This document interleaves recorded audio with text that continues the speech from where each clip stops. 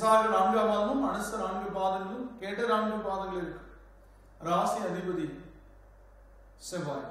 இந்த ராசிக்கு இன்னைக்கு சந்திரன் போக்கு 5ஆம் இடத்துல இருக்கு. 9க்கு அதிபதி 5ல, 5க்கு அதிபதியோட பார்வையில் இருக்கு. ரொம்ப அற்புதமான நிலை. சூரியனும் சந்திரனும் நேர்கோட்டில் பார்க்கிறாங்க. இதுவும் நல்ல நிலை. 9க்கு அதிபதியும் 10க்கு அதிபதியும் நேர்கோட்டில் பார்த்தா தர்மகர்மாதிபதி யோகம்னு சொல்லக்கூடிய உயர்ந்த யோகம், ராஜயோக அமைப்பு ஏற்படுது.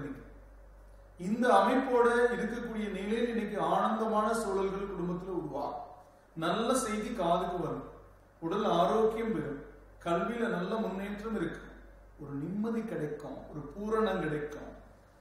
விசாக நட்சத்திரத்துல பிறந்தவங்க இன்னைக்கு நீங்க விரும்பிய விஷயங்களை நடத்த வழி கிடைக்கும். நீங்க அம்மனை வழிபட்டு போங்க. அனுச நட்சத்திரத்துல பிறந்தவங்க இன்னைக்கு பைரவருக்கு நல்லெண்ணெய் தெய்வம் ஏற்றி வழிபட்டு போங்க. அந்த வழிபாடு உங்களுக்கு சனி கிரகத்தோட தடை கற்களை உடைத்து கொடுக்கும். கேட்ட நட்சத்திரத்துல பிறந்தவங்க ஆஞ்சநேயரை வழிபட நன்மைகள் நடக்கும். ஒரு தேங்காய் பழம் எலுமிச்சை பழம் கொடுத்து தேங்காய் உடைச்சிட்டு அங்கேயே வச்சு சொல்லிட்டு அர்ச்சகர்கிட்ட அந்த எலுமிச்சை பழத்தை மட்டும் வாங்கிட்டு நீங்க அதை அரிஞ்சு ஜூஸ் பண்ணி குடிச்சுக்குங்க. அதுல உங்களுக்கு ஒரு சக்தி கிடைக்கும்.